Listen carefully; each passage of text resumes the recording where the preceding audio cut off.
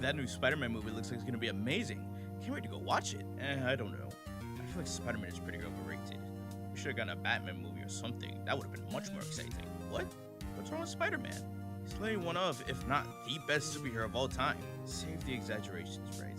He may be very popular, but overall, he just seems like a very boring character that only children can like. No stakes or development in any of his stories. Objection!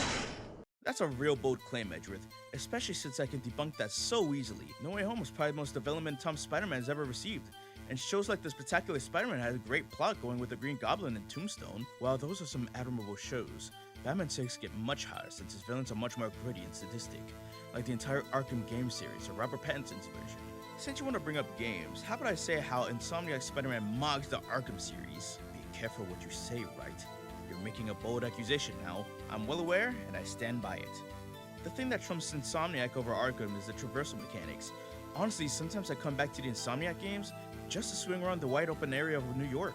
It's even more proved upon in Spider-Man 2 with the web wings in the skill tree. Then there's the banger story in the first game, the great selection of costumes in all the games, and the combat feels so satisfying to perform during missions.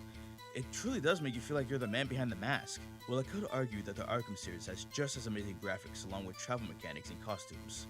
However, the combat is most definitely leagues beyond Spider-Man's. It's fast-paced, strategic, flexible, and every punch you throw just has so much impact behind it. Bonus points for the stealth and interrogation missions as well.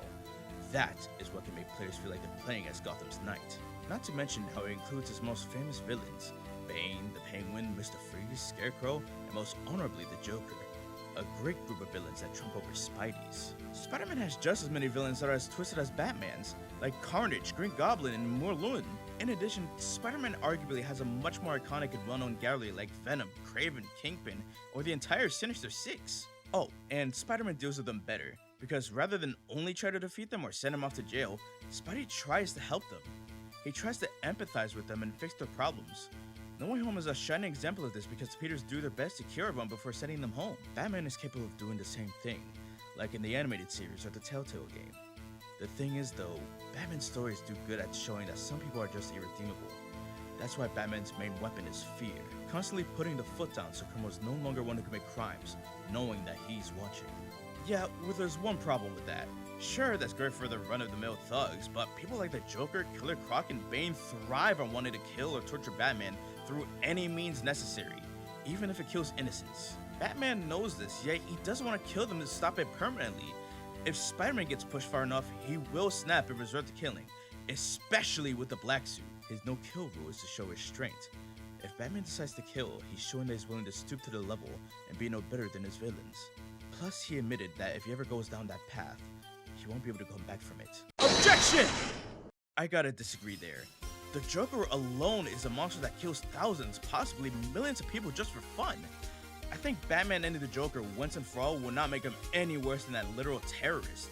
Also, if Batman really is scared of himself going on a killing spree, then that just shows he has little to no power or will. Spider-Man has killed before, yet he still feels guilty and hopes to be better. He doesn't just start killing every criminal he tries to stop. Objection!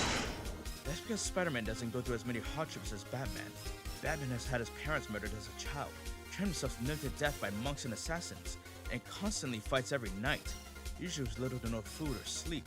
Surely going through all that would drive someone to be at the edge with their mental health. Hold it!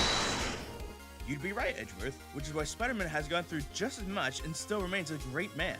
He lost both of his parents, lost his uncle because of his own actions, has survived day and night, also with little to no food or sleep, has difficulty balancing his hero life and his normal life, and he's poor. Batman at least has a whole mansion with a butler to take care of him. Batman straight up just has to thug it out and walk it off, probably telling people he just fell down the stairs. Objection! Clearly you both need to be reminded of the best superhero. It's undoubtedly Superman. Yeah, fair enough. Can't argue with that.